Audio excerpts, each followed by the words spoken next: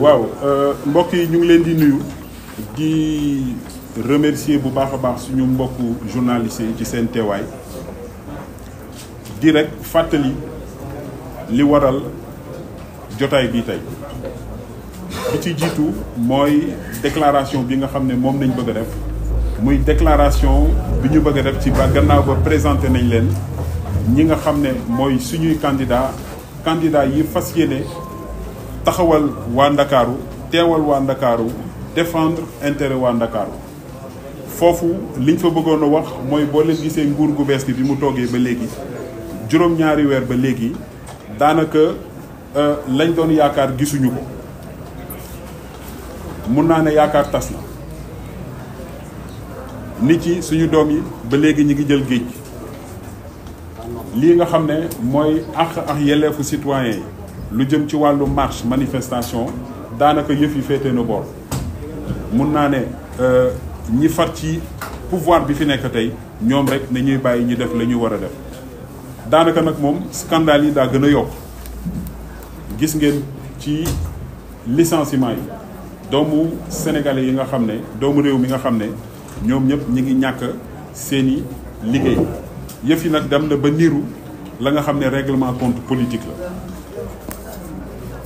élection yi ñu dëgmal dafay élection yu am solo pour ëllëgu Sénégal moo tax ñun waa Ndakaaru ñu jug taxaw ne dañuy jàkkaarloo yéen waxtaan ak askan wi présenté leen ñi ngeen xam ne ñoom dañu fas yéene teewal leen ci assemblée défendre seeni intérêt lépp luy xeex ba ñu war a def ñu xeex ko fa muy doomu réew mi doomu Ndakaaru ñoo xamante ne kenn ku ne ci ñun lii nga xam ne moom nañu diggee ak yéen fas yéene ko doxal te amu ci kenn nag koo xamante ne mun naa ne am nañ lu ñu mën a teg ci gannaawam daañu remercier nag ñii nga xam ne mooy leader yi tax intercoalition bi am na ñëpp xam ne ñaka intercoalition du lu yomb bu ñu nee benn parti problème la nga gis benn parti bu taxawal benn coalition ñu gis ñetti coalition yu taxaw dafay wane ne que ñii Sénégal moo leen tax a jug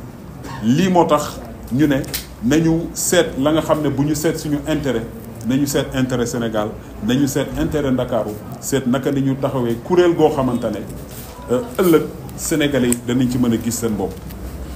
li ñu bëggoon nag mooy ñaan doomu Ndakaaru parce que département Dakar ñun ñoo leen fi teewal góor jigéen mag ak ndaw ñi ngi leen di tàllal suñu loxo ñi ngi dëkkmal campagne électorale boo xamante ne incha allah fas yéene nañ dugg ci quartier bu ne waxtaan ak doomu Ndakaaru expliquer leen la war a doon suñu taxawaay ci biir assemblée te lépp luñ ci diplu rek yiw la lépp luñ ci jublu mooy xeexal doomu Ndakaaru lay intérêt Dakar lay xam ne ëllëg mooy defar Ndakaaru te lañ fay xeex méngoo ak loo xamante ne moom la nit ñi toog di xaar ñi ngi sant gërëm ñëpp te jàpp nañ ne que bés bu ñu amee ndam incha allah dana doon ndamu Sénégal di ndam ba nga xam ne moom ngeen doon xaar seen yaakaar tas le 24 mars incha allah au soir du 17 novembre ñun jël nañu engagement fii tey ak yéen pour que lépp loo xamante ne ak yelleef ak pour Ndakaar waaye pour Sénégalais yi incha allah intercoalition bi dana ci taxaw ñi ngi en tout cas ñaanal bu baax a baax coalition bi yëpp fépp fu mu nekk ci biir Sénégal yàlla may ñu dem donc vive l'intercoalition muy takku wàllu jàmm ak njëriñ ak sàmm sa kàddu vive le Sénégal jërë ngeen jëf. merci député maire kon sàmm sa kàddu sàmm sa carte sàmm sa carte sàmm sa vote da ngeen ci bàyyi xel. Je voudrais à présent dire à l'attention de la presse et de la communauté nationale et internationale que l'intercoalition Sàmm Sa Kàddu Takku Wallu Jàmm ak Njariñ au niveau du département de Dakar a décidé de voter pour la coalition Sàmm Sa Kàddu. Est-ce que c'est clair? À Dakar, la seule chose qui vaille, c'est Sàmm Sa Kàddu. Sàmm Sa Kàddu à 7 h du matin, Sàmm Sa Kàddu à 4 h du matin, Sàmm Sa Kàddu à 14 h, Sàmm Sa Kàddu à 19 h, jusqu'à 21 h, Sàmm Sa Kàddu aura fait le succès total. Sam Sekadou à Dakar. Cette intercoalition a désigné l'ancien député maire des Parcelles Assainies, M. Moussassi, comme le coordonnateur de l'intercoalition.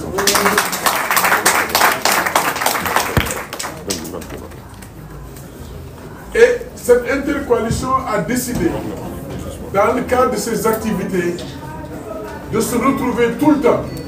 C'est ainsi qu'un certain nombre d'activités ont été retenues. Vous serez informés à temps des différentes actions qui seront menées sur le terrain. Nous irons à la rencontre des Dakarois et des Dakaroises, des autorités religieuses, des jeunes, des femmes, des moins jeunes, des adultes, des personnes du troisième âge, des autorités religieuses et coutumières du Dakar dans son entièreté. Et déjà, prenez note, le dimanche coïncidant au démarrage de la campagne électorale, l'intercoalition Sam Sekadou, Takku Wallu, Jàmm ak Njariñ a décidé de faire un grand rassemblement dans la commune de Biscuiterie. Au terrain Lemgui, vous connaissez le terrain Lemgui, les Dakarois connaissent le terrain Lemgui. Ceux qui sont étrangers à Dakar peuvent demander. Mais allez à la Biscuiterie, vous trouverez le terrain Lemgui. Lemgui ou Kopé, les Dakarois connaissent. Voilà. Wolof yi dañu ni lu loxo def loxo mën na ko dindi. Dellu wax ni mbéjum kanam borom moo koy fajal boppam. Am de yàlla ni haza wa jalla mbir bu tolloo fenn yaay jóg fajal sa soxla sa bopp. Nous avons l'honneur d'avoir parmi nous le charmant député maire, l'élégant député maire, le ndaanaan député maire,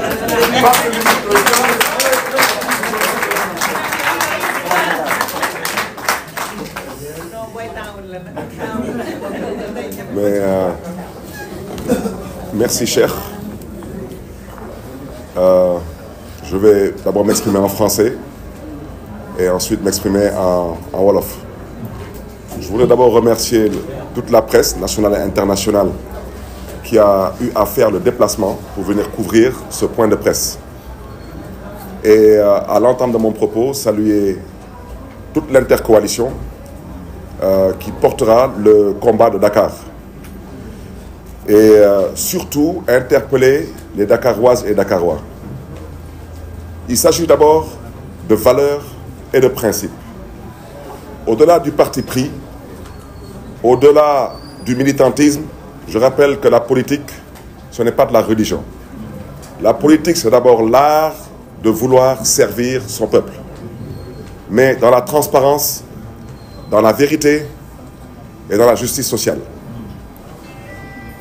La raison pour laquelle vous devez aujourd'hui miser sur l'intercoalition portée par la bannière labellisée Sam Sekadou, c'est parce que nous avons la responsabilité aujourd'hui de restaurer les valeurs, les principes qui ont toujours fait la fierté de la société sénégalaise.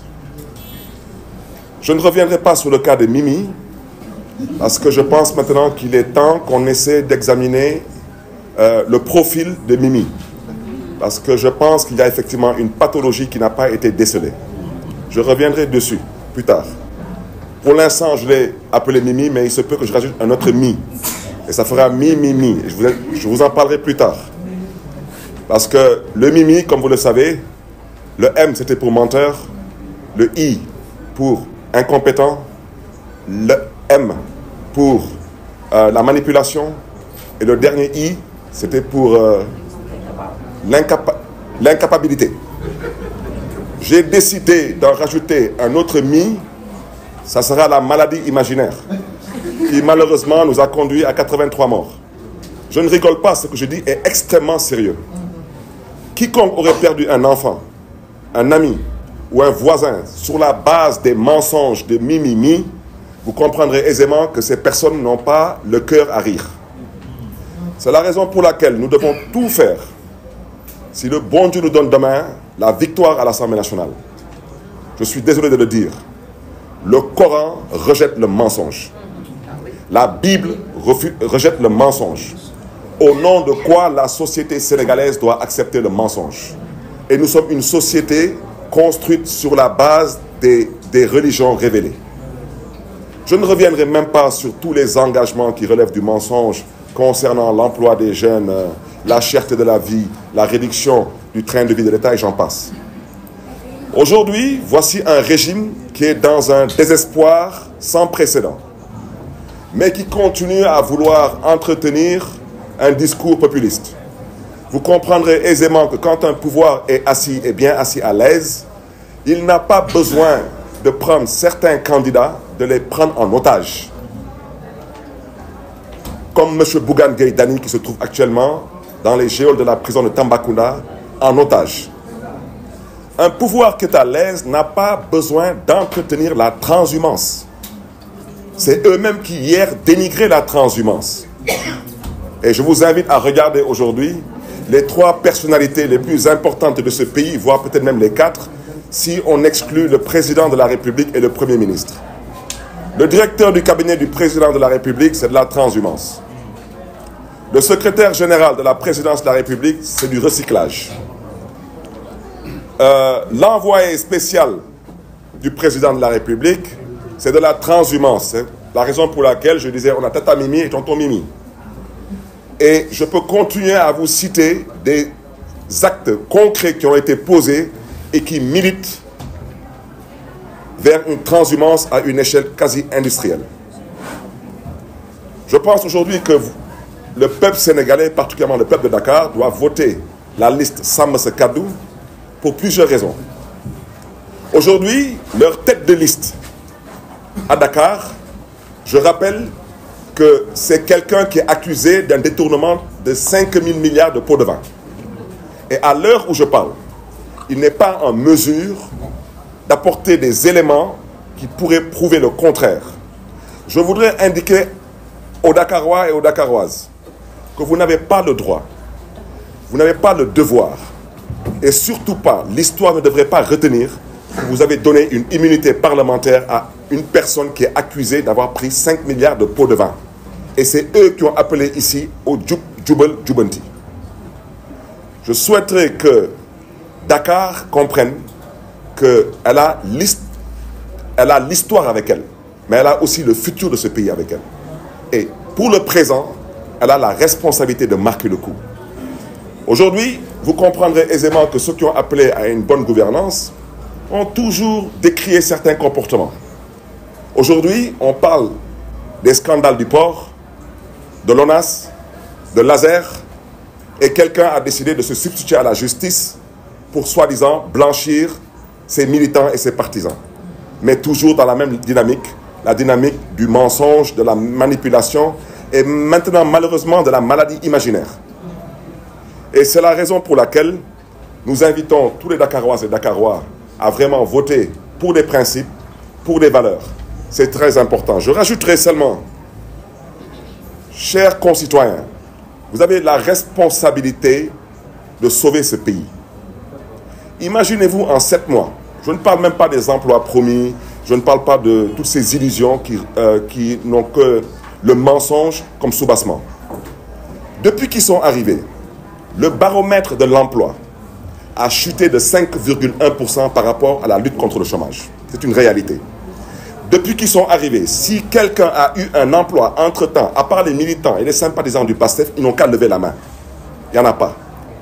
Aujourd'hui, quand ils sont arrivés, ils sont comportés comme des va-nu-pieds. Et vous avez vu ce qu'ils ont fait dans le domaine du BTP, en arrêtant tous les chantiers. Eh bien, de par ces comportements irrespectueux, aux antipodes d'une démocratie qui se respecte, au niveau du service du baromètre économique en matière de BTP, il y a une chute de 26,3%. Ils peuvent aussi le confirmer s'ils sont honnêtes.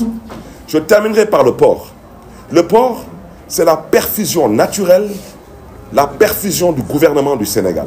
Eh bien, ils sont arrangés en 7 mois pour que les activités chutent de 40%. Et cela a engendré 700 pertes d'emplois. Alors, je ne vais pas continuer parce que ce n'est pas un meeting. Il y a trop de raisons pour voter contre ce régime. Et il est temps de voter contre ce régime pour arrêter l'insolence et l'arrogance qu'ils ont en bandoulière comme élément de gestion de ce pays. Et je reste convaincu, et je terminerai par cela, que nous avons le devoir et la responsabilité de sauver ce pays. Vous m'excuserez parce que je transpire énormément. mbokk yi ñu ngi leen di nuyu di leen di jox seen wàccuwaay di am kontante ak mbégte tey ci ndaje bi nu ko Babacar Mbengue waxee di tête de liste bu département de Dakar je crois que nu mu ko waxee ñëpp mën nañ seede que loolu moo am tey ci dëkk bi wante man dama leen bëggoon artu rek ci ñaar ba ñetti point lu tax ñun ñuy sàkku ci mbokk yi ñu woteel ñu coalition sàmm sa kàddu coalition boobu moom mooy xëcc tey lu ñuy woy la bannière daanaka ci coalition boobu takku wàll mi ngi si jàmm ak jëriñ mi ngi ci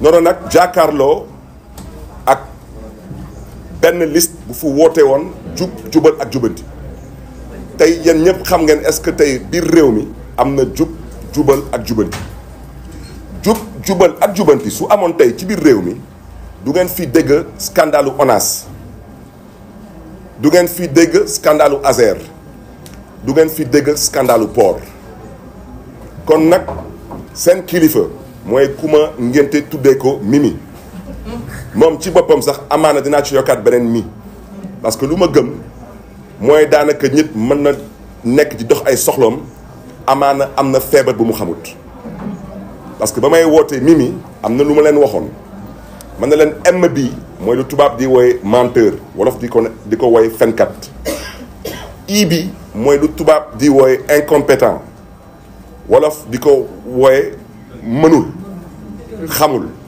beneen M bi mooy lu tubaab di wooye manipulateur wolof di ko wooye dóorkatu marto beneen I bi mooy lu tubaab di wooye incapable wolof di ko wooye tële man daal nee naa danaa ci yokkaat beneen mii mooy maladie imaginaire parce que nit ki mën na dox foog na ni que moom lépp lu muy wax daanaka dëgg la te moom day fooy xelam di ngeen ma jéggal ci kàddu yi sax foog ma lancer challenge xale yi parce que tey politique tamit TikTok am na solo dinaa laaj élément Bart ak xale yu nekk ak ñun nañu lancer benn challenge ci mii premier prix dinañ ko jox 500000 deuxième prix dinañ ko jox 300000 dernier prix bi dinañ ko jox 200000 ngeen wutal ñu benn son de campagne parce que suñu coalition mi ngi tudd sàmm sa kàddu VAR bi nag di valeur pour une alternative républicaine VAR dafa am solo parce que fu dëkk bi tollu tey il faut que xale yi particulièrement ndaw yi parce que ñoom la ñu jot a nelawal nañuy gestu VAR yi nañuy partager VAR yi nañuy saytu VAR yi parce que nag dama ne mën nga fen ba jot ci réew loolu mën na nekk wante mënoo yor réew ci fen fii ñun ñëpp ay jullit lañu moo xam catholique moo xam musulman képp kuy julli yow mi jullit nga te ñun ñëpp ñuy julli ci le même Dieu mooy le miséricorde na ngeen gestu xool lan la alxuraan wax ci fen ngeen gestu xool lan la bible bi wax ci fen yow nag su ma demee benn la da ngaa am maladie imaginaire da ngaa fen ba dem Dakar Arena jàkkaarloo ak askanu Sénégal di bàkkoo ci sa ay fen taxaw ne yow dara musula dal waaw yow nag dara su la musulee dal musoo am benn feebar waaye yow ñu lay laaj ci couvre-feu ci weeru koor loo fa doon def yow mii yaa ma waxoon man mii dangaa am feebar dellu si waat nekk musoo am feebar kon nag mbokk yi nañ ko déggee noonu lu alxuraan mënul nangu lu bible mënul nangu ñun askanu Sénégal noonu nañ am fulak fayda ba mën a fësal suñu diine loolu moo am solo parce que ñii su leen mayaatee ndam mooy ñun ñii weddi nañu alxuraan weddi nañu bible daanaka ñun ñii nangu nañu ko suñu biir société ab fenkat am na fi place parce que nag ku fen ba 83 doomu Sénégal ñàkk ci seen bakkan nga taxaw ne da nga doon tappale yow mii nag yaa ñàkk ko jom moo tax mbokk yi ñuy sàkku ci askan wi nañu bàyyi xel ci ñu fi nekk duñ fi jot liggéey ci juróom-ñaari weer yi ci juróom-ñaari weer yi daanaka chômage bi yokku na baromètre buy mesurer emploi yi ak di ko comparer ak chômage bi daanaka chuté na de 5,1% te ñoom duñ ko weddi lii di BTP ñoom ba ñu ñëwee dañu daal di arrêté bépp chantier bu amoon particulièrement biir Dakar lépp nag ci ay xeetu dóor marto BTP ñoom seen baromètre daanaka ñoom wàcc nañu de 26,3%. port